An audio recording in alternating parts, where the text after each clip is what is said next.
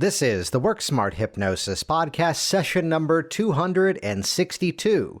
Lori Hammond goes online.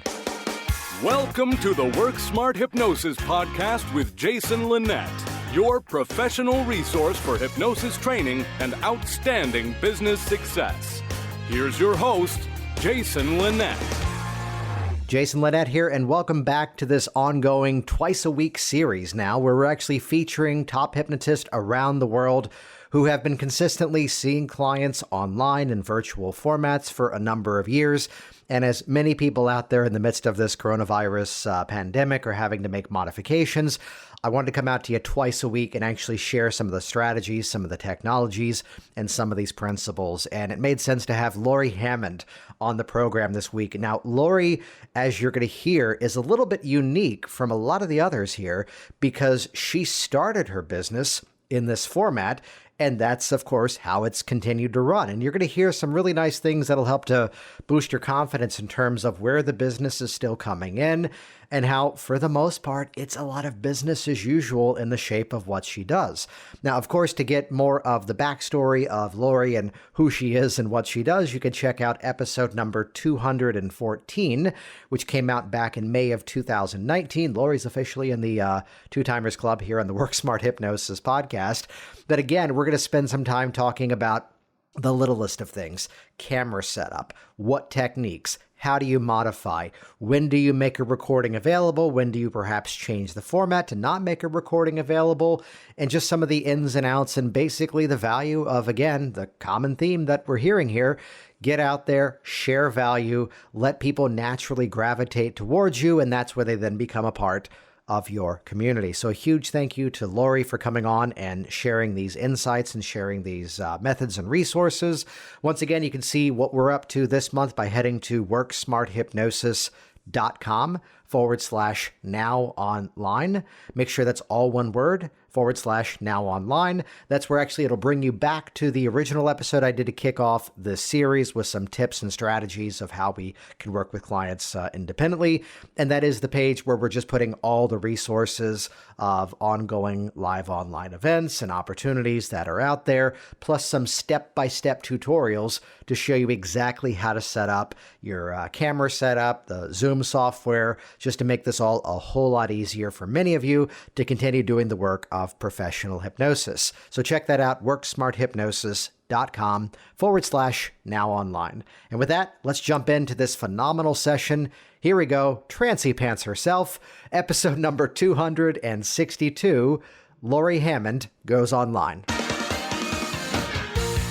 So Lori, good to have you on here. It's so good to be here. Thank you, Jason. And welcome back, Two Timer Club. Yeah. Woohoo! Which, as we're gathered here for these episodes, we're doing these twice a week episodes now, specifically on taking a lot of the work that we do online, which so far in a lot of the conversations that I've been having with people, we hear that dialogue of they saw people for years in person and then kind of opened up to this online option. Though, correct me on this, you kind of launched online and let it stay that way since the beginning, right? That is right. Yeah. So let's go back to that initial impulse. What was the thinking of going that route rather than the brick and mortar, come on into my space kind of direction? So my wheels had kind of been spinning in the direction of how can I not be trading dollars for hours, and Yeah. how can I be location independent? Because I was a hairstylist, and so I had to be behind the chair to make money. And I love that one-on-one interaction with my clients. But as I was learning hypnosis and starting to use it on the side, I was looking for ways to make it work. And I think when we ask ourselves those empowered questions, our brain starts clicking things into place. So I started researching, doing this over, doing hypnosis online. And I saw that people like Steve Rame were doing it and were successful. So as I was going through and doing all my hypnosis trainings, every time I saw a protocol being taught, I would ask myself, okay, how can I make this work over Zoom? And I've gotten really creative with some of them. But it's fun. I'm so grateful that I did it. And I have found that you can build rapport just as well over Zoom as you can in person. Of course, there are some nuances and differences, and in person is amazing, but I've had a really, really positive experience. And if only those nuances and adjustments are exactly what we're going to talk about for the next half hour. I'm So, ready. yeah, talk to me about. I agree with you absolutely that everything comes down to set the frame and follow through, and this is a common theme in basically NLP trainings. It's also a common theme in anything about human relations. So, what steps are you setting in motion to build? We'll phrase it this way: that same quality of rapport even though now you're looking through a computer screen? That's a great question. And I do think that rapport is it's the most important part of any session. So I found right away that building that rapport was super important. And it's a little bit different because a lot of the people, especially when I first started doing this, people were really unfamiliar with Zoom and they were a little bit apprehensive. So getting them to kind of feel at ease with the technology is a big first step. And so I'll actually do my consultations over Zoom. Yeah. So they've already got one session under their belt. They know how it works. They're feeling less apprehensive. And I put a positive spin on the whole situation and say, you know what, you don't have to come into my office. You're already going to be comfortable in your own home. Nice. So they come into it expecting to feel comfortable. But I'll usually start with some chit chat. We'll talk about the weather, what they've been doing this week, and just get them to kind of relax their shoulders and let go and realize, okay, that this is going to be okay. Yeah, which I love that nuance of doing basically the consult in the format that they'd actually be doing the work. This way it's already familiar and it's easily then accepted to go, oh, we do it exactly over this. So we'll get later on because I know you also do group sessions online. So is there a different way that you're sort of building that foundation? Because clearly they're not just outright calling you on a video call. That's something that perhaps they're scheduling. Yes, so that with the one-to-ones, I after my consultation, they'll initially contact me and I'll set up a Zoom call. And they're usually I have to kind of ease them into it and say it's enjoyable, it's easy. All you have to do is click a button. I think the reason both hypnotists and clients are apprehensive is just because it's unknown. We're always afraid to do something outside our comfort zone. So once they've tried it once, they feel really good about it. But I just schedule that consultation. At the consultation, I schedule the Zoom call, and then I just send them an email along with a reminder the night before, and they just click a button and we're in the same room together. Yeah, which uh, there's a great nuance right there. They've likely already not done hypnosis before, so why not just add something new to the mix as well that we're going to do it? Absolutely. In the words of Sean Michael Andrews and talking about hypnotic phenomenon, if you could stick them to one thing, you could stick them to something else. So let's Absolutely. keep that same momentum going. So then I imagine it's a different way because you're probably not doing a lot of individual consultations for the groups, or are you? Not anymore. When I Mhm. first started doing group work, I did do a lot of individual consultations and had them fill out questionnaires and send in handwriting samples and all this nuanced stuff. And now most of my group calls happen inside my weight loss group. Mhm. And it's actually turned into a beautiful experience where it almost feels like family because we have usually a dozen or so people on the call and people from all over the world. And I'll start the call off to build that rapport you're talking about. I want to build rapport with everyone on the screen, with everyone in that virtual room. So sometimes we'll go through and each person will answer a fun little question like, if you could be any superhero, which superhero would you choose? Or if you could have dinner with anyone living fictional, real, who would you choose? And it's just a really cool way for us all to realize, okay, we're all the same. There's like this sense of being separate together, and it's just a beautiful experience and people really love it. Yeah, which correct me on this just to walk through sort of the user experience there. You first step, you are running a free Facebook group, right? Or is the group is paid? Yeah, the group is paid. Okay, got it. So then what's the mechanism to get them to first find you? They A lot of people find me through Facebook, through my Yeah. Facebook lives and word of mouth. So people kind of think of me as a weight loss expert. So this is my weight loss program. And they find me usually through Facebook. They'll contact me and I'll send them to my webpage and they'll sign up for the group through my webpage. Yeah. And it's not just the group calls. There's a lot more involved with it, but I think that's the part people enjoy the most. And the people who really engage in those weekly calls are the ones that see the most amazing transformations. Which, to highlight what I'm hearing is the consistent theme, and this is what many of us have been saying for years, is that model of that willingness to come out and share information. That, rather than what can I sell these people, what can I sell them? Instead, what can I give them? So you're hopping up on Facebook Live and I'm sure sharing some anecdotes, giving some specific strategies, and then giving a call to action throughout that, right? Absolutely. And there's something I think that kind of takes the pressure off with thinking of it that way as well, where I'm not really trying to get anyone to do anything specifically. I'm just building rapport with those Facebook Lives and letting them know who I am, letting them feel like they kind of know me. And I get so many referrals from people who have seen those Facebook Lives. I have no idea who they are, but they feel like they know me. And it's really rewarding for me as well, because every time I make one of those lives or put out a video, it changes my state to help other people change their state.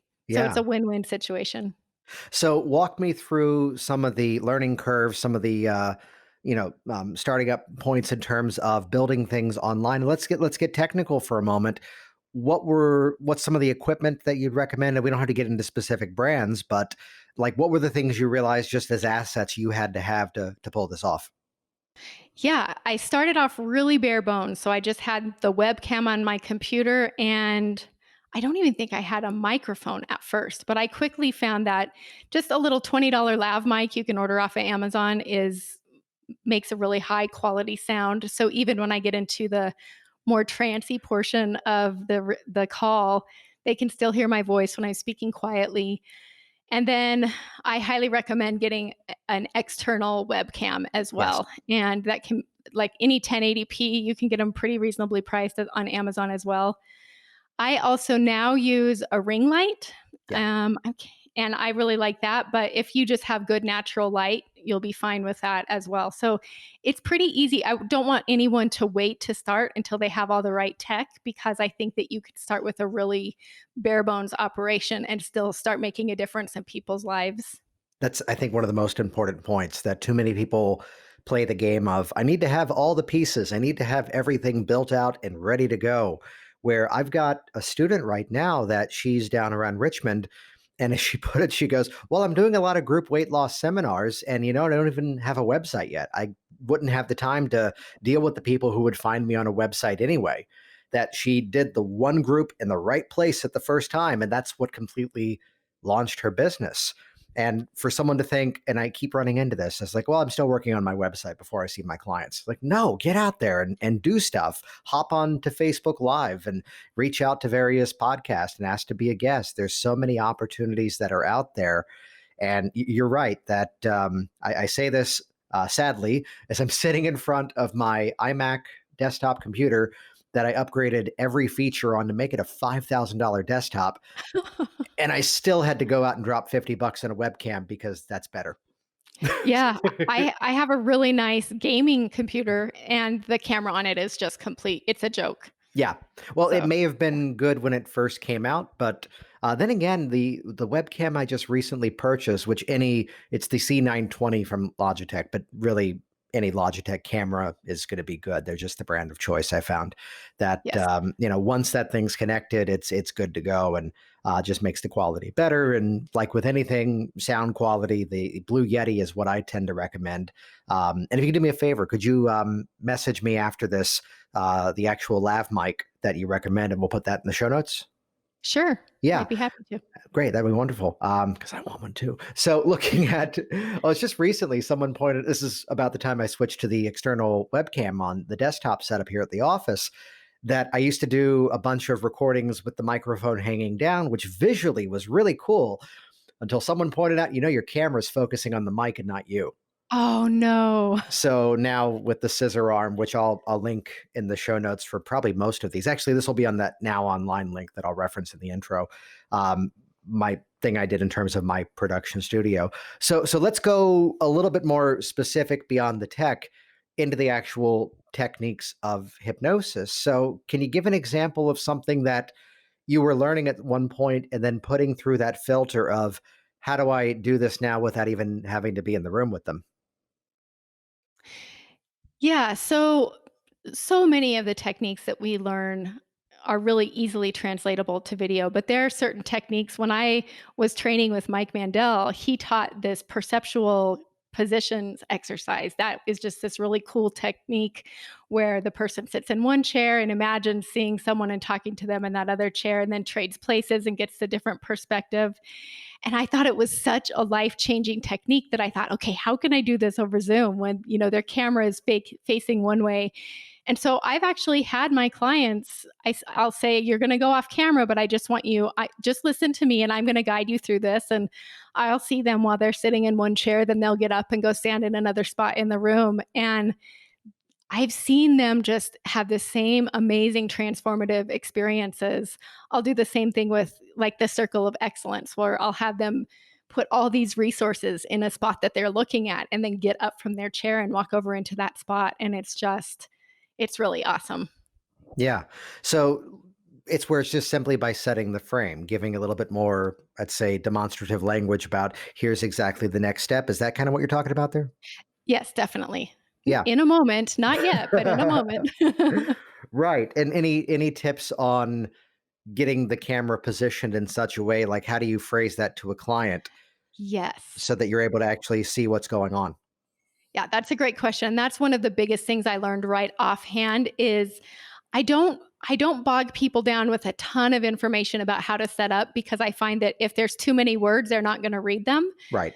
So I keep it pretty simple. And when they come on the call, I've had quite a few times where someone's just holding their cell phone while they're talking to me. Yeah, about And so I'll that. yeah, I'll have to instruct them to prop their phone somewhere, preferably so that I can see them from the waist up because it's just a lot easier to calibrate that way. And sometimes they'll want to set their phone on the mic so I can't hear them speaking anymore. So it's a little bit kooky to get them to get everything set up just right, but for the most part, most people come in with their camera set up well. Their lighting is at least good enough that I can see I can look for those trans indicators when we're doing that portion of the call. But you do have to instruct them just a little bit. And it's really just about going with the flow, dealing with what surfaces and having a positive attitude about it. The beauty of that is that once you've gone through that with somebody once, it doesn't have to happen again. They now know what the system is. Yes, Yeah. that's so true. Although Yeah. I do have to share the quick anecdote that this was already going to be an online session for me about 2 weeks ago that we had done two live and in person, and I knew she was moving down to a different state. And what happened was, and I knew that she runs a lot of educational programs for a local university, which the job was now letting her work remotely, which is even more important nowadays. And the experience was suddenly I turned on the webcam with her. We connected by Zoom. And it's like the first time ever I'm jumping into a client session and I'm like, do you have a ring light on? She goes, oh, yeah, I'm broadcasting all day today. I'm like, okay, we can turn that off for this one. Like she was a pro. She knew what she was doing. That's awesome. I've got to ask just nuts and bolts because this is one of those silly little things. Do you have any, I mean, this is stupid, things you say to people in terms of how to prop up their phone? That was the session I had yesterday, actually. Usually, I will just ask them, do you have some place you can prop your phone in front of you? And once in a while, they don't. I've actually had people, like if they're sitting on the couch, they'll hold it between their knees with their feet on the couch, which is less than ideal. But you know what? I think there's so much. Our clients are going to pick up on our attitude, on the way that we're expecting things to go. And I think if we come into this with a kind of a let's see attitude and go with the flow, they're going to be relaxed and they're going to get the experience that they need, even if tech is not just right. Yeah. My trick yesterday was, oh yeah, they were leaning it up against their computer. Their computer didn't have a webcam, but their phone did. They were leaning it up against their computer, but then as we were chatting, you slowly saw the camera angle shifting as the phone was clearly about to plop down flat. To which Oh my became, goodness. do you have like a coffee mug or like a rubberized pen? Because like I buy these Pilot G2 gel pens, which have a Yes. rubberized grip. And sure enough, that's enough that she goes, oh, I have one of those, and kept it up in place. These are the things that That's a should be great covered in every idea. hypnosis training, right? Yes, that's a great idea. Which you're right. You hit it exactly there. That by It's the story from what Jerry Kine used to tell his students. No matter what they come in for, I'm going to modify it not to say use the term, "Oh, we do that all the time. That's easy," but to treat it as if this is the normal. This is exactly how we do it.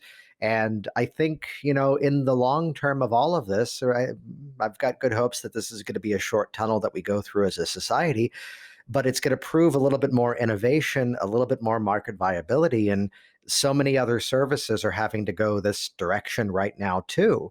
And there's clearly a specific need for it. I'm curious to ask, and this is coming out on timing frame of this one about Monday, March 30th or so. How have things been going in terms of state of the business in the last week or two with all the news out there? It's really interesting because business has picked up big time. I've had a lot more requests for one-on-ones. Yeah.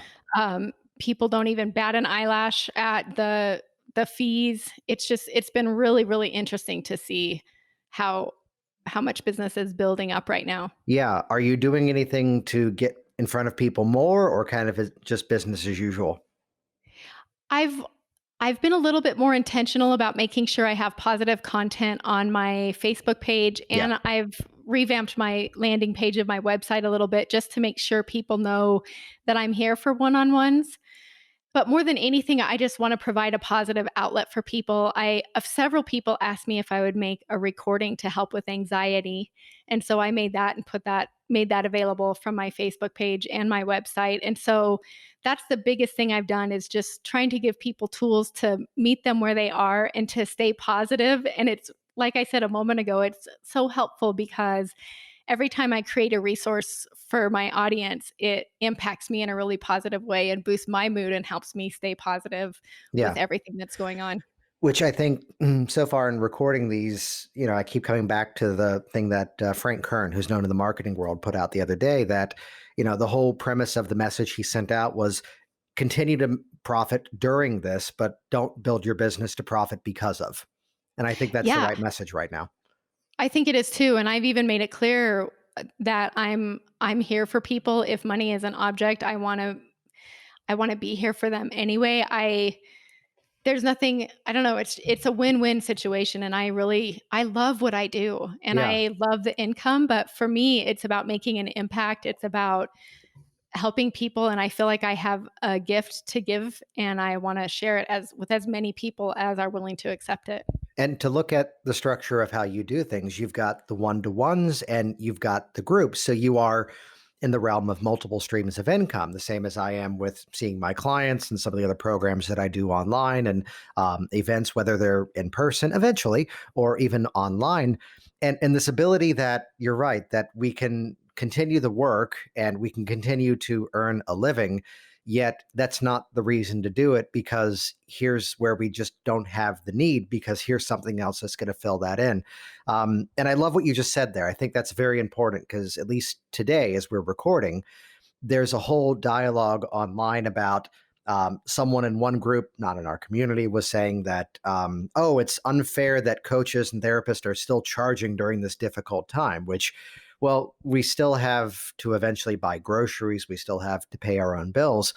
And I love what you mentioned that, it's kind of business as usual. I'd share a quick strategy here that would be that, I did put an option out to a few people. I did not promote this, but for people reaching out to me, I say, look, okay, understand times are difficult right now, and my fees are my fees. That being said, I'm going to send you an email in a few moments with a promo code. And if you enter it in on the page where you sign up for the program, you'll see it'll take a substantial chunk off. Now, this is actually modeled after something I've seen Bob Burns do, where he goes, if you could look me in the eyes and tell me you can't afford me, I'll work with you for free. That's so interesting because I heard Bob say the same thing, and that's kind of been what I've been modeling as well. Right. And I still want to have that energy in the space, even if it's remote, that, someone is exchanging something. So the code takes a big chunk off. But I tell them, I go, I only want you to use the code if sincerely that's all you could afford. Because Mhm. just to call it out, I'm kind of going through this along with you as well. And I've made that offer to 4 people now, anecdotally, and not one of them has used the code. So Isn't I that I interesting? know. So it's a place where we don't necessarily have to be the one now putting out the offer for free sessions or pay what you can. If that's the way that people want to do it, by all means, keep that up. But I love what you mentioned there that again, there still is a need for this and we still are providing a service. And again, it's back to that Frank Kern line to continue business during, but not because of. I want to go back to a little bit more in terms of technique. What inductions, what approaches do you tend to find are that are ideal for this situation? So I really tailor the induction to the person that I'm in front of. And my go to induction is just a simple pacing and leading Hmm. or a peripheral vision exercise that I learned from Melissa Tears, Yeah. where I just have them zone out on one spot, notice what they see, what they hear, what they feel, which then becomes a pacing and leading. And then I'll sometimes lead them into a fractionation of the eyes and a counting down. I kind of I like to mix it up and keep it interesting, but the pacing and leading is my favorite. And I find that if I just assume that they're going to have the experience that's just right for them, that they do, and I don't worry a whole lot about depth of trance. I use something that I learned from you on almost every new client that I have. I'll say some people experience a sort of a heaviness where they feel like they're sinking in the chair. Some people experience a lightness, like they're floating. And some people experience the mysterious sensation of just sitting there and listening to my voice. Nice. Yeah, it's my favorite.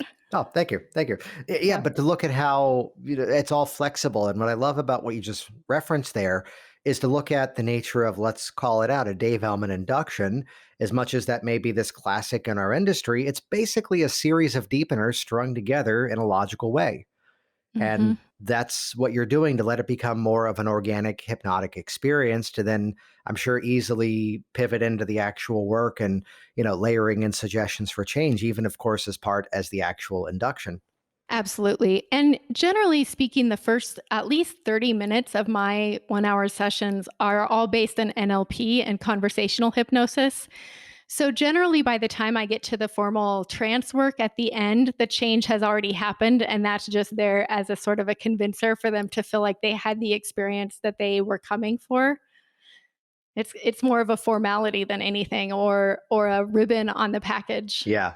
The ratification, and it's the gift and the curse of hypnosis that they expect that this is going to be part of the process. And we know we can do a Right. lot of the work conversationally, but to then close the eyes, have something happen to continue to ratify and really, let's phrase it in a better way, compound the changes that are already in motion. Yes.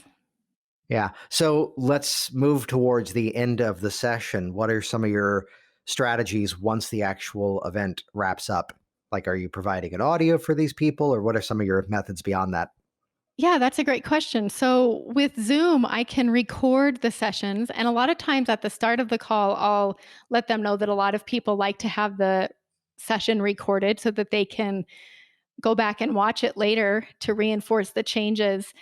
And sometimes I will actually I'll edit the recording so that it only has the hypnotic portion or the positive part so that they're not going back and picking back up that state that they had when they came into the call. So I'll give them the hypnosis portion and tell them you can listen to this, as you're falling asleep at night. And people absolutely love it. But I've noticed that not everyone actually utilizes it. It seems like this really awesome thing, but so few people ever go back and watch that video. Well, you brought up something there that's great, which is that, this is kind of the argument against always recording and always sharing the audio, which is that, let me characterize it my favorite way, which is the stop smoking client goes, can I book a 6-month follow up with you to reinforce this? And I feel the best thing I can say to that person is to look at them inquisitively and go, why? You're not going to be smoking. Why do you need to be reminded of it? If there's something else you'd like to be working on at that point, I'd be happy to see you, but you're not going to be doing that anymore. So why do you need to have that reminded? Yeah, I made a decision. It's not that I quit drinking. I cut out alcohol is the other phrasing. And I don't have to be reminded every day that I don't do that anymore. So to let the actual, if there is a resource, let it be something aimed at rebuilding rather than reminding of the old issue. absolutely. I think that's a really good point. And for me, when I learned hypnosis because I had gone to a few hypnosis sessions, and as a client, I really wanted that recording. And I realize now it's kind of unnecessary. it is unnecessary for the most part, but I know that it means something to them, Hmm. and that's the biggest reason I offer it. But I think, most people my intention is going into the session that when that session is over, they're going to have the resources they need to continue to move forward. Yeah, I'll share sort of a finesse as to how I think about it is that major life changes, how does change become permanent? Either through intensity or through repetition. So if I'm doing something that's a little bit more habitual and something that the person keeps running into, that may be if I'm on Zoom, I'm going to record the audio of that and then make the audio available to them. If I know that, as the session I just did before I got on the call with you, was going to be a lot more releasing, that's where in the session I hinted at a technique and we did it once, but then I go, great, I'm going to send you a video that's going to strengthen that technique that you did. This way you can now do it anytime, anywhere, and you're not dependent upon a 1 hour long audio. So just to look at other ways to continue the process to at least back up that intensity with repetition if appropriate. I love that. And I use Marco Polo a lot. That's an incredible resource where Oh anyone yeah, with a yeah, if they have a smartphone, you can make them a little video, and I'll make little videos walking them through like a tapping protocol or bilateral stimulation or even an NLP technique that lets them change their state. And it's such a cool resource, and it's a great way for our clients to reinforce the changes between appointments as well. yeah. And another option too, Marco Polo does video. There's also Voxer, which I believe is audio only. I use that with my coaching and consulting people to say, quick one-off questions, shoot me that on here. But then again, Facebook Messenger is making that a whole lot easier nowadays. Yeah. So Yeah. looking at, there's folks out there who perhaps are a little tech savvy and are able to jump in, and yet they've been out there seeing a ton of clients in person, and this is new to them.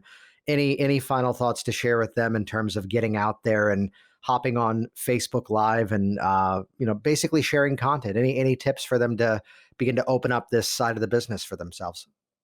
Yes, it sounds simple, but it's so profound, and that is don't wait till you're ready. You touched on this earlier, but I think that, we can feel like we have all our eggs in a row and that we're prepared or we're going to wait until we're prepared. But the truth is, you learn as you take action. So just get started, even if you need to get on a Zoom call with a family member to work the kinks out. Nice. Once you have one or two sessions under your belt, it's going to start flowing and you're going to start feeling good about it. It's just that resistance that comes when we're getting outside our comfort zone and doing something new. Wonderful. Where can people check out more from you online, Lori? They can find me at trancypants.com and also connect with me on my Facebook page. Jason Lynette here once again, and as always, thank you so much for sharing this content, leaving your reviews online, and putting this stuff to use. The reason why we're going out twice a week is that this is a moment that could be a make or break for too many people out there. And to use this, as Frank Kern would say, to continue to profit in your business during what's going on and not because of, is always the filter here. So to get out there, help a ton of clients, you can see some step-by-step tutorials and some ongoing events to advance your education. Check them out at worksmarthypnosis.com/now online, and I look forward to seeing you in person very soon. And as always, wash your hands. Thanks for listening to the Work Smart Hypnosis podcast at worksmarthypnosis.com. Hey there, it's Jason, and I want you to be one of the first to find out as we upload amazing new content. So do this right now. Click the subscribe button right here on this video. That's going to link you to our YouTube channel here, and you will be the first to find out as new resources and downloads are made available. Do it now.